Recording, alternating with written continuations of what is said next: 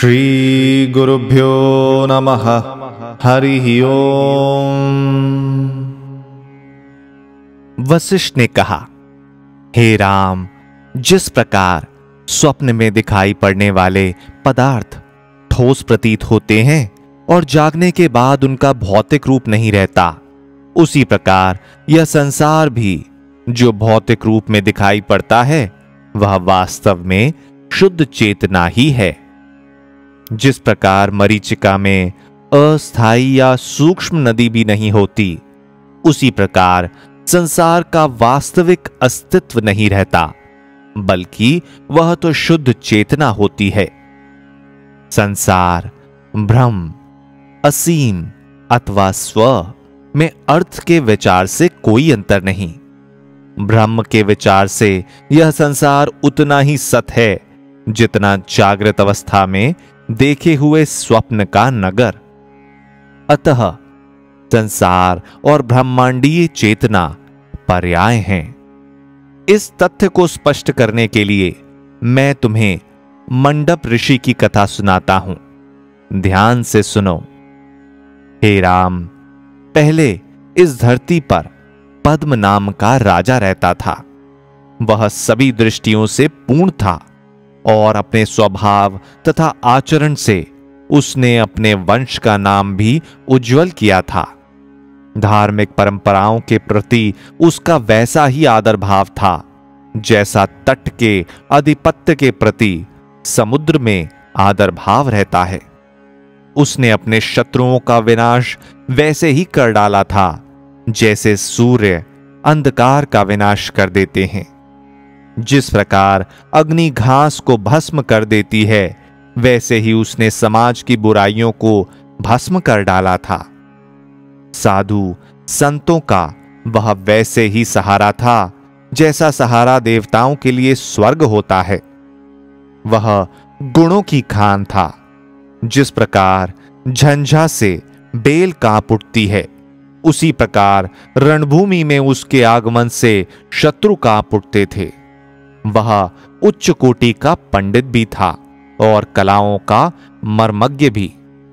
उसके लिए कुछ भी प्राप्त करना वैसे ही सहज था जैसे भगवान नारायण के लिए कुछ भी अप्राप्य नहीं। उसकी पत्नी का नाम लीला था। वह अत्यंत सुंदर भी थी और अत्यधिक गुणवती भी। ऐसा लगता था कि इस धरती पर वह नारायण की प्रिय देवी लक्ष्मी हो।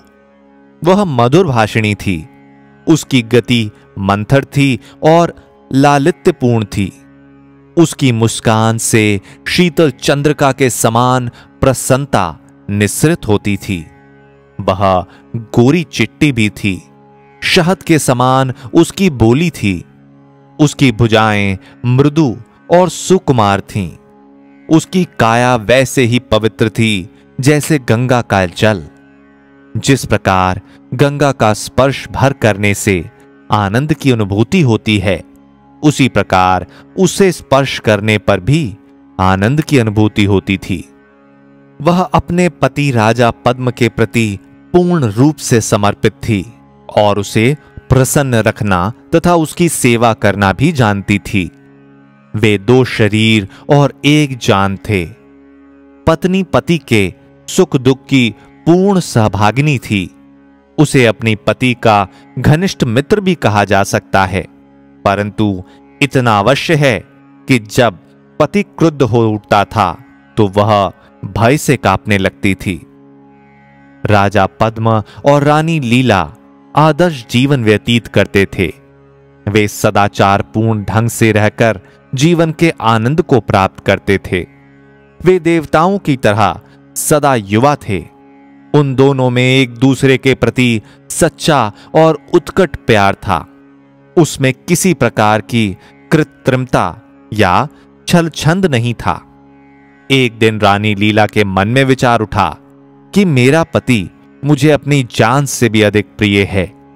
इसलिए कौन सा उपाय किया जाए जिसे हम दोनों सदा के लिए जीवन का आनंद उठा पाएं। मेरी यह इच्छा पूर्ण हो, इसके लिए मुझे संत जनों ने जो जो धार्मिक क्रियाकलाप कहे हैं वह सब कुछ करने होंगे। वह संतों के पास गई। उन्होंने उससे कहा, हे रानी, धार्मिक क्रियाओं या तप और अनुशासित जीवन से तुम वही सब कुछ प्राप्त करने में समर्थ होगी जो इस संसार में प्राप्त करना किसी के लिए भी संभव होता है, परंतु इस संसार में काया की अमरता प्राप्त करना संभव नहीं। अपने पति से विचार विमर्श किए बिना रानी देवी सरस्वती की आराधना में तत्काल जुट गईं। सरस्वती ने उन्हें दर्शन दिए और कहा कि जो चाहो वर मांग लो। लीला ने प्रार्थना की, हे देवी मां, मुझे 2 वर दें।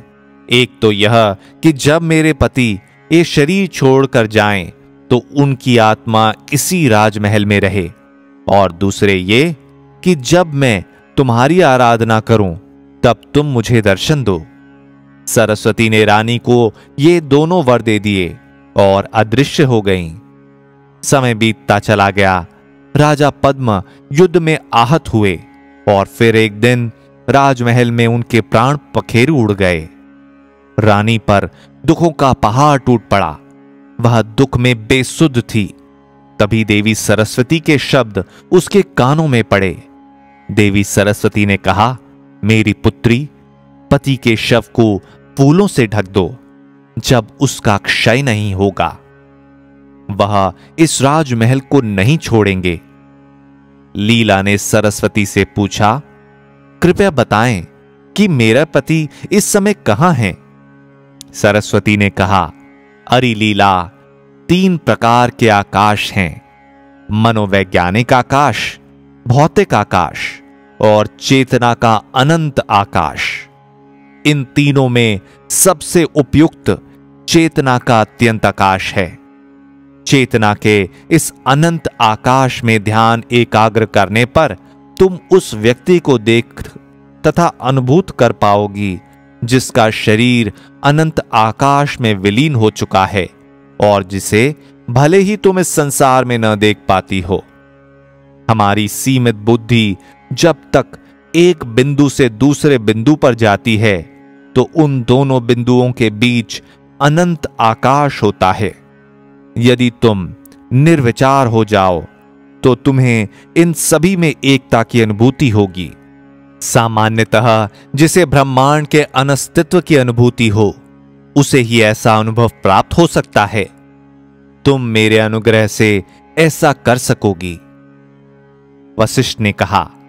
लीला ध्यान करने लगी। एकाग्रता द्वारा उसकी निर्विकल्प समाधि लगी। वह चेतना के अनंत आकाश में पहुंची। वहां उसने पुनः राजा को देखा। राजा सिंहासन पर बैठे थे और अनेक मंत्री और दरबारी उनके प्रति आदर सम्मान प्रकट कर रहे थे, परंतु उन सब ने लीला को नहीं देखा। लीला हैरान थी। उसे लगा कि क्या ये सभी मर चुके हैं। फिर देवी सरस्वती की कृपा से अपने महल में लौट आई और अपने सभी अनुचरों को सोते हुए पाया। उसने उन्हें जगाया और कहा कि सभी सदस्यों को सूचित करें कि वह इसी समय राज दरबार में एकत्रित हो जाएं। सभी सदस्यों को राजसभा में उपस्थित देखकर रानी लीला घबरा गई। उसने सोचा, कितनी विचित्र बात है कि ये सभी लोग एक ही समय में 2 विभिन्न स्थानों पर उपस्थित हैं। ध्यान में मैंने जिस प्रदेश को देखा था ये उसमें भी थे और अब मेरे सामने भी हैं। जिस प्रकार पहाड़ शीशे में भी दिखाई देता है और उसके बाहर भी, उसी प्रकार ये संसार चेतना में भी दिखाई देता है और उसके बाहर भी। इसमें कौन सत है और कौन प्रतिबिंब, इसे सरस्वती देवी से पूछूंगी। उसने सरस्वती देवी की आराधना की और उसे अपने सामने वहीं विराजमान पाया। लीला ने पूछा, कृपया मुझे बतलाएं कि जिसमें यह संसार परावर्तित होता है वह पूर्णतः शुद्ध है और वह ज्ञान का विषय भी नहीं है। यह संसार परावर्तित रूप में उसमें भी होता है और उसके बाहर भी ठोस पदार्थ के रूप में रहता है। इसमें से कौन सत और कौन परिवर्तन है? सरस्वती ने कहा, पहले यह बताओ कि तुम किसको सत समझती हो और किसको असत। लीला ने उत्तर दिया, यह मैं और मेरे सामने तुम हो। मैं इसे सत समझती हूं। जिस प्रदेश में इस समय मेरे पति हैं उसे मैं असत समझती हूं। सरस्वती ने कहा, सत का परिणाम असत कैसे हो सकता है? कारण ही तो परिणाम होता है। दोनों में मौलिक अंतर नहीं होता। हम देखते हैं कि मिट्टी का पात्र तो जल धारण कर लेता है, परंतु उसका कारण मिट्टी ऐसा नहीं कर पाती। ऐसा अंतर सहकारी कारणों से होता है। तुम्हारे पति के जन्म का भौतिक कारण क्या था? भौतिक परिणाम तो भौतिक कारणों से ही होते हैं, इसलिए इसका कारण भूतकाल में रहा। स्मृति स्मृति आकाश की तरह है, रिक्त। संपूर्ण सृष्टि रिक्तता का ही परिणाम है, अतः यह सृष्टि भी रिक्त है। जिस प्रकार तुम्हारे पति का जन्म स्मृति का असत परिणाम है, उसी प्रकार यह सब कुछ भी कल्पना का असत परिणाम ही है। मैं तुम्हें एक कथा सुनाती हूं जो सृष्टि की स्वप्न सदृश प्रकृति को उद्घोटित करेगी। शुद्ध चेतना में, दूसरे शब्दों में ब्रह्मा के मन के कोने में जीर्ण शीर्ण देवस्थल था जो नीले गुंबद से आवृत था। 14 संसार उसके कमरे थे। उसमें जो 3 छेद थे वे आकाश के 3 विभाग थे। वहां सूर्य का प्रकाश था। उसमें 3 नगरियां थीं। मिट्टी की छोटी छोटी ढेरियां पहाड़ियां थीं और छोटे छोटे जल के ताल समुद्र भी थे। यही सृष्टि है। इसे ही ब्रह्मांड कहते हैं। इसके कोने कतरे में एक धर्मी व्यक्ति अपनी पत्नी और बच्चों के साथ रहता था। वह अपने धार्मिक और सामाजिक कर्तव्यों का निर्वाह अच्छी तरह से करता था। इस धर्मात्मा का नाम वशिष्ठ था। इसकी पत्नी का नाम अरुंधति था। उसने एक शोभा यात्रा देखी जिसमें राजा हाथी पर आरूढ़ था और उसके पीछे पीछे मंत्री, सचिव, सैनिक आदि चल रहे थे। इसे देखकर वशिष्ठ के मन में एक इच्छा उत्पन्न हुई, मुझे भी क्या शाही हाथी पर सवारी करने का अवसर मिलेगा और इस प्रकार लाव लश्कर क्या मेरे पीछे भी चलेगा? समय बीतने पर धर्मात्मा वृद्ध हुए और यमराज उन्हें उठा ले गए। इनकी पतिव्रता पत्नी ने मुझसे प्रार्थना की और वही वर मांगा जो तुमने मांगा है। वह यह कि मेरे पति की आत्मा मेरे घर से बाहर ना जाए। मैंने उसे यह वर प्रदान कर दिया। वे धर्मात्मा दिव्य प्राणी थे और विगत जीवन काल की अपनी दृढ़ संकल्पना के कारण बलवान राजा बने और उन्होंने पृथ्वी पर स्वर्ग सदृश एक बड़े राज्य पर शासन किया।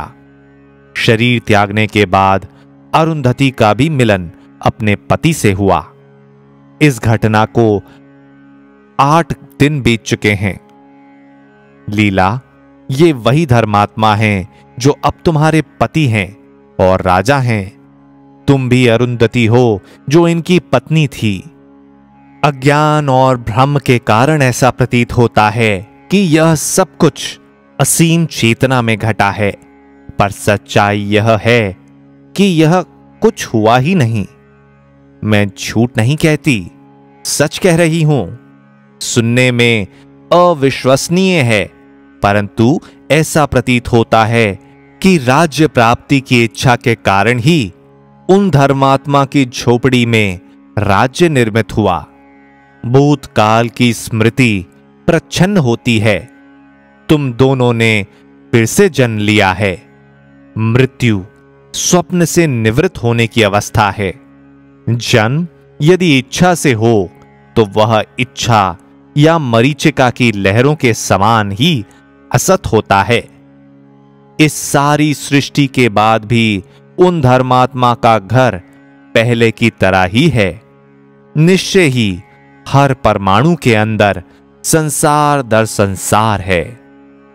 लीला ने पूछा, हे देवी, आपने कहा कि उन धर्मात्मा को मरे अभी 8 ही दिन हुए हैं, पर मैं और मेरे पति तो दीर्घ काल से जीवन यापन कर रहे हैं। इस विसंगति को कैसे दूर करेंगे? सरस्वती ने कहा, हे लीला, जिस प्रकार आकाश असीम है और अपार है, उसी प्रकार समय भी असीम और अपार है। जिस प्रकार यह संसार और सृष्टि मात्र रूपाकृतियां हैं, उसी प्रकार क्षण और युग भी काल्पनिक हैं, सत्य नहीं। आंख झपकने भर में जीव की मृत्यु के अनुभव का भ्रम हो जाता है। वह भूल जाता है कि पहले क्या हुआ, और अनंत चेतना में वह सोचने लगता है कि मैं यह हूं, मैं उसका बेटा हूं, मेरी इतनी उम्र है आदि।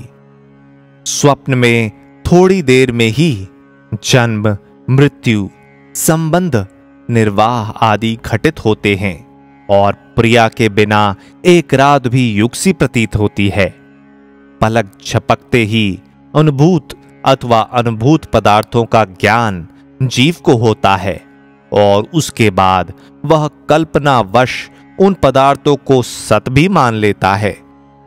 स्वप्न में तो ऐसे पदार्थ भी दिखाई देते हैं जिन्हें जीव ने पहले कभी न देखा न सुना हो। यह संसार और ये सृष्टि भी निरी स्मृति है, स्वप्न है। समय और दूरी के पैमाने सभी भ्रामक हैं। स्मृति एक प्रकार का ज्ञान है। ज्ञान का दूसरा प्रकार वह है जो भूतकालिक अनुभवों पर आधारित नहीं।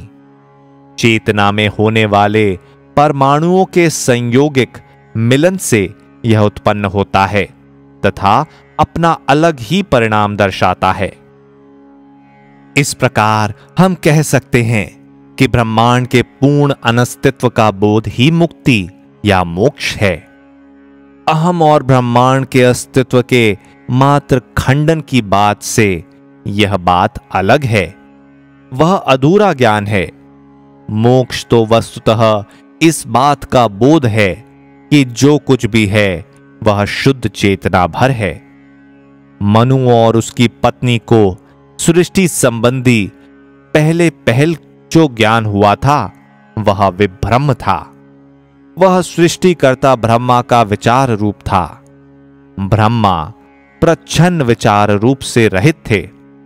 सृष्टि से पहले प्रलय हुआ था और उस समय ब्रह्मा मुक्ति को प्राप्त हो चुके थे।